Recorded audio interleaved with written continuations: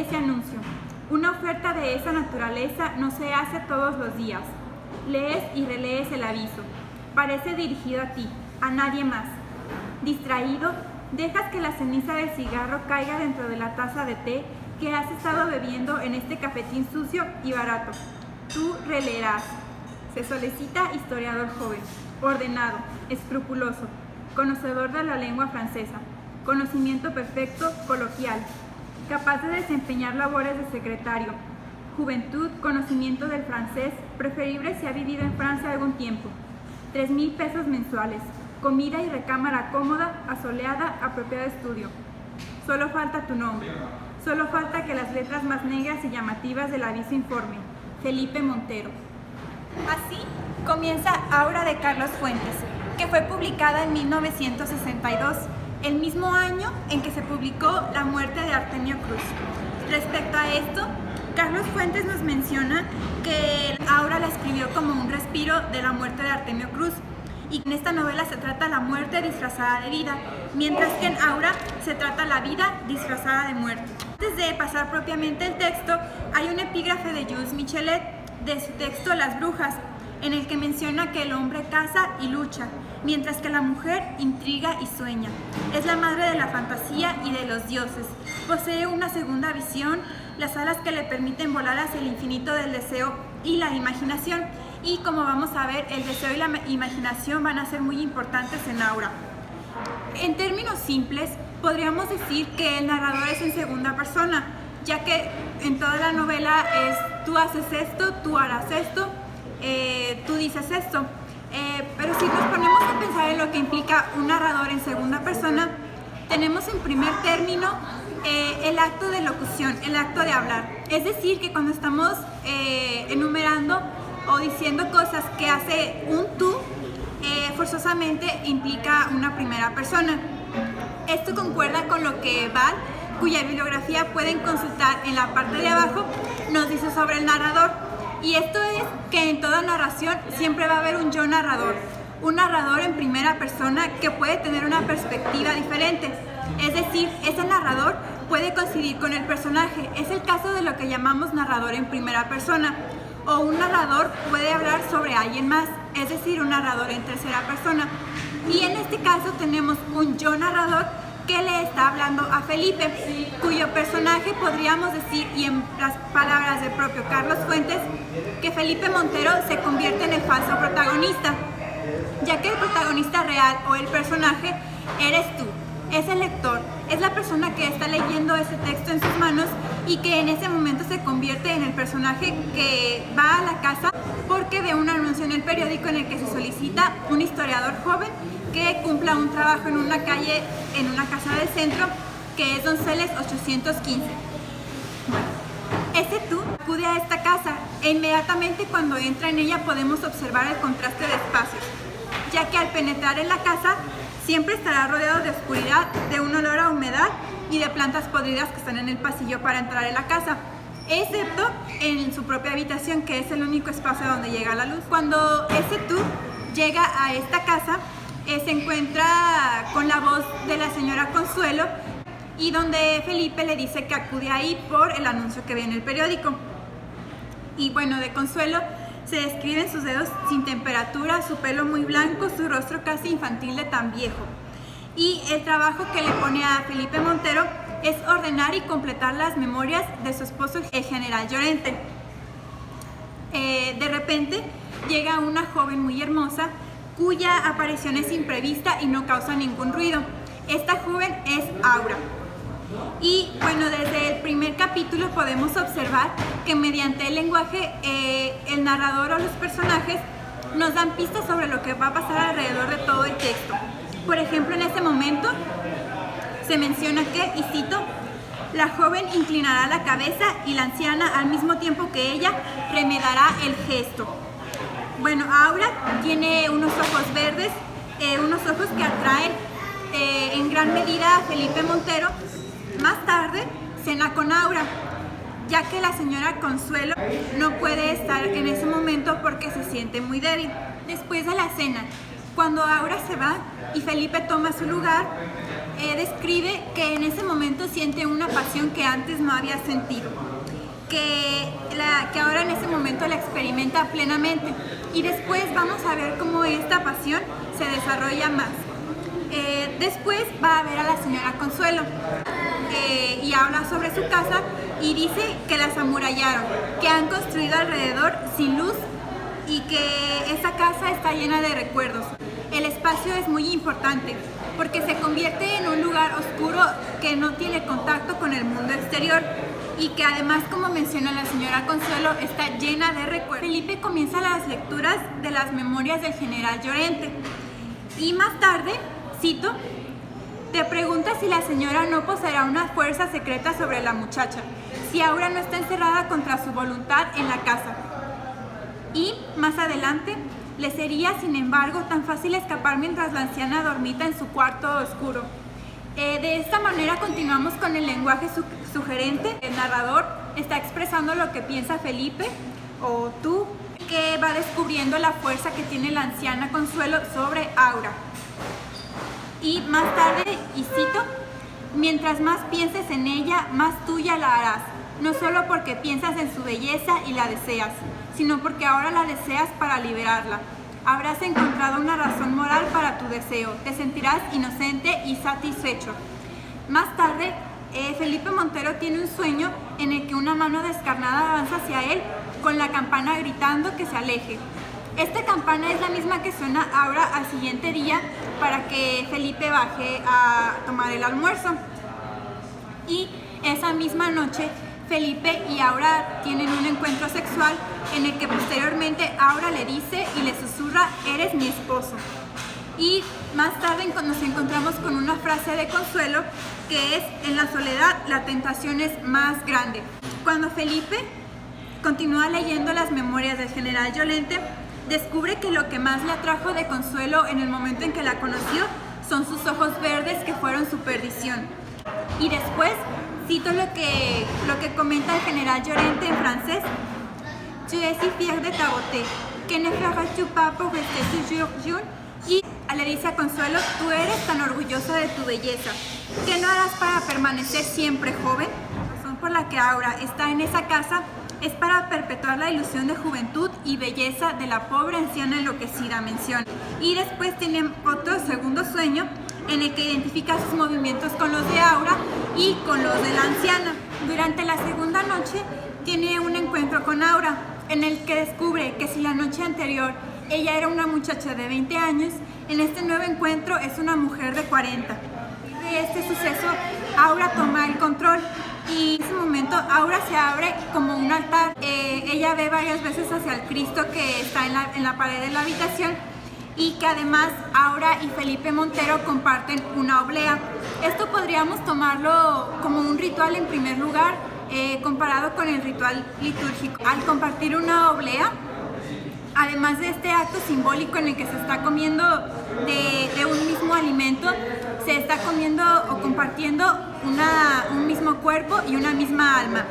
Y esto es muy importante porque en el momento en que Felipe Montero despierta, tiene la inquietud de que algo fue engendrado en la noche anterior y siente una gran tristeza, y a partir de ahí tiene un recuerdo inacible de la premonición, que busca su otra mitad y se da cuenta de que él a sí mismo engendró su propio doble, que más bien podríamos tomarlo como la conciencia de que es un doble. Y cuando despierta descubre que la señora Consuelo los estuvo viendo toda la noche y que en ese momento las dos se levantan y se van juntas. Y después de esto, Felipe interroga a Aura y le dice que por qué sigue bajo la influencia de esta señora. Y Aura menciona que ella la quiere y que se sacrifica por ella. Y algo muy importante, menciona que hay que morir antes de renacer. Después de esto, la señora Consuelo tiene que salir porque durante ciertos días sale todo el día y es cuando Aura puede estar libre. Felipe, casi ya hacia la noche, lee las últimas memorias del general Llorente, que son muy importantes porque aquí vemos que la acción y el pensamiento del general se aceleran.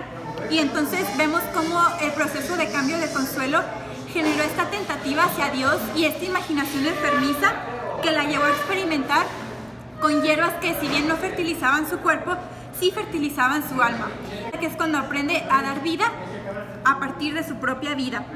Y ella va hacia su juventud, y a partir de ahí comienza este proceso en el que ella le da vida a Aura, que es una emanación de ella, que es una emanación de su juventud y del deseo del Consuelo, que Consuelo tiene de seguir siempre joven. Por último, ocurre esta transformación en la que Felipe va a la habitación de la señora Consuelo y está esperando a Aura, y en el momento de abrazarla, mientras ella está desnuda, se da cuenta que está abrazando el cuerpo de la señora Consuelo, y que ella le asegura que al final Aura volverá, porque solamente falta que ella recobre fuerzas y que juntos la harán regresar. Bueno, en esta última parte, si nos fijamos, lo que le dice el yo narrador a ese tú es una proyección hacia el futuro, es decir, volverás la cabeza hacia la señora Consuelo, te recargarás en ella, y ya al final es cuando Consuelo le dice que Aura volverá. Entonces, bueno, en primer lugar nos damos cuenta que es la visión de un yo narrador que está hablando hacia un tú, que ese tú se convierte en el lector en el momento en que está leyendo la novela. Lo que al final nos indica que el futuro es como una acción que se volverá a repetir, porque al decirle Consuelo que ella volverá y Felipe al recargarse en ella, pareciera ser como si esto puede volver a ocurrir, porque nos damos cuenta que Consuelo siempre puede traer de nuevo a Aura cada vez que tenga fuerza y sienta el amor hacia ella, y particularmente hacia su juventud, esa juventud perdida y ese pasado que desea recobrar. El contexto histórico, particularmente el del Segundo Imperio, sirve como fondo a este texto, en el que el deseo de la imaginación y el deseo de la memoria y la rememoración son muy importantes, porque de esta manera se cumple lo que Quevedo había dicho y que cité al principio, que solo lo fugitivo permanece y dura, porque si bien Aura es una emanación, es un recuerdo del pasado, Consuelo la puede traer a la vida. Esta inmersión del tiempo pasado en el presente, y también esta unión de espacios contrarios, de épocas distintas, más la calidad del ensueño y la oscuridad y la rememoria, lo encontramos en el cuento Tlactocatzine del Jardín de Flandes, que está en el primer libro que publicó Carlos Fuentes, Los días enmascarados. En este cuento podemos notar que está narrado en forma de diario, es decir, el narrador personaje, del que no sabemos su nombre, ni cómo es, ni a qué se dedica, más que tiene una relación con el licenciado Brambila, narra cómo este licenciado le pide que vaya a habitar una casa que él adquirió y que pertenece a la época del Segundo Imperio, pero que está deshabitada desde 1910, cuando la familia que vivía allí huyó a París. En primer lugar, cuando el narrador llega a esta casa, puede notar que hay un frío muy especial, muy intenso. Tiene cierta relación con la descripción del mobiliario y las paredes. Pues, por ejemplo, de las paredes, que se describe que están apenas manchadas por los rectángulos espectrales donde antes colgaban los cuadros, y que son de un azul tibio anclado en lo antiguo, ajeno a lo puramente viejo. Los pasillos son túneles de madera. Y bueno, cuando llega a la biblioteca, que está a espaldas de la casa, se da cuenta que esta biblioteca tiene una ventana que es la única que da a un jardín, que es pequeño, cuadrado, es un lunar de siemprevivas, y que sus 3 muros están acolchonados de enredadera. Y cuando este narrador desea ir al jardín, pues se da cuenta de que no tiene la llave para tener acceso. Y mientras está en esta casa, conforme avanza la narración y avanzan los días, este narrador adquiere cada vez como mayor lucidez y mayor reminiscencia, y asimismo una percepción más aguda de los olores y de las siluetas de la memoria. Entonces, mientras está este narrador, empieza a escuchar pasos y a tener como momentos de mayor lucidez, hasta que algo muy importante sucede el 21 de septiembre, que además del equinoccio de otoño, el personaje logra salir al jardín, y en este jardín tiene una visión muy importante, porque se da cuenta que si en la casa rozaba la epidermis de otro mundo, en el jardín era como llegar a sus nervios.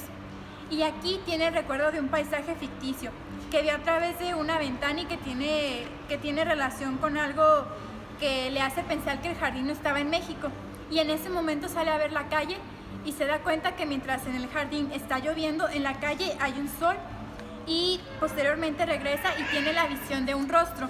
Pero al ver este rostro que lo mira fijamente y que no se asusta cuando el personaje narrador sí se asusta, pues se queda simplemente ahí. Y más adelante, el narrador huye y al siguiente día, cito, él piensa: pero si estoy viviendo en mi ciudad, entre mi gente, ¿por qué no puedo arrancarme de esta casa? Diría mejor, de mi puesto en la ventana que mira al jardín. Entonces nos damos cuenta que a partir de esta visión de este rostro, el personaje no puede apartarse de ese lugar y que puede oler con mayor frecuencia y mayor intensidad el olor a siempre viva. Y bueno, también vuelve a ver a esta señora que parece una anciana de 80 años y que es delgada y seca y que viste de negro y que está recogiendo un ramillete de flores de siempre vivas.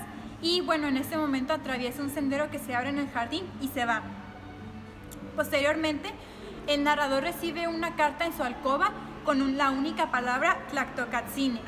Y bueno, podemos notar con mayor insistencia la influencia que esta mujer misteriosa ejerce en él y que posteriormente hay una gran ambigüedad y una gran vacilación. Al igual que con Aura, podemos notar como esta atmósfera del sueño y que además se acentúa en este cuento porque podemos encontrar mayor cantidad de puntos suspensivos y la inseguridad del narrador que no sabe lo que está pasando. Más tarde tiene otra vez un encuentro con la anciana en el que observa que un velo hecho luz la cubría y que ella estaba sentada en la banca del jardín. Y bueno, encuentra otra vez la presencia de este mismo aire que provoca que el ruido desaparece y que envuelve su presencia. Y este silencio se rompe cuando se escucha la voz de la anciana en este que es el encuentro final y para siempre del personaje y la anciana, en el que escucha, y cito: esa noche escuché a mis espaldas, no sabía que lo iba a escuchar por siempre, otra vez el lenguaje sugerente, el roce de las faldas sobre el piso. Cuando ya está frente a la anciana y se tocan, él puede notar que ella tiene ademanes de satisfacción. Ademanes de satisfacción de carcelero, de compañía, de prisión eterna, de soledades compartidas. Y en ese momento escucha y la voz de la anciana que está hablando y se da cuenta que es Carlota, la emperatriz de México, que vino con Maximiliano de Habsburgo para fundar el Segundo Imperio Mexicano, y que en ese momento ella le cuenta y le habla sobre las siempre vivas que ella le lleva todas las noches a su cripta y que son como las que les ofrendaron cuando llegaron a México. Y en ese momento podemos notar que hay una fusión de espacios diferentes y tiempos diferentes, de épocas que comparten, especialmente este narrador y Carlota, que pertenece a esta época del siglo XIX, en la que también hay una fusión de culturas. Y finalmente este encuentro, este hecho fantástico, nos hace pensar en la inmersión y en el pasado mexicano que nunca se han ido de nosotros y que debemos considerar para revalorizar y hacer parte de nuestra cultura. Podemos mencionar que hay ciertas características o temas recurrentes en la obra de Carlos Fuentes, como son, y que ya lo hemos notado en Aura y en el cuento Tlactocatzine del Jardín de Flandes de los Días Enmascarados, esta relación entre el tiempo pasado y el tiempo presente. También podemos ver este lenguaje, cómo es innovador, cómo se experimenta con él para hacer una narración que, si bien forma parte de una larga tradición de la literatura mexicana, llega para instalarse y crear un nuevo tipo de narrativa moderna mexicana. Así, podemos darnos cuenta de que la aportación de Carlos Fuentes a la literatura mexicana no solo radica en sus aportaciones sobre una nueva forma de reconsiderar el pasado, aprenderlo y también reconsiderar cómo vemos nuestra cultura mexicana, sino que también sus aportaciones llegan a la literatura universal, ya que junto con autores como Gabriel García Márquez, Julio Cortázar y Mario Vargas Llosa, conformaron lo que posteriormente se denominaría el boom latinoamericano. Esta corriente que surgió en la segunda mitad del siglo XX y en la que podemos notar también ciertas características vanguardistas, como su relación principalmente con la política, que bueno, esto genera que en sus obras literarias encontremos otra nueva forma de tratar la ficción literaria. Espero que les haya gustado este video y muchas gracias.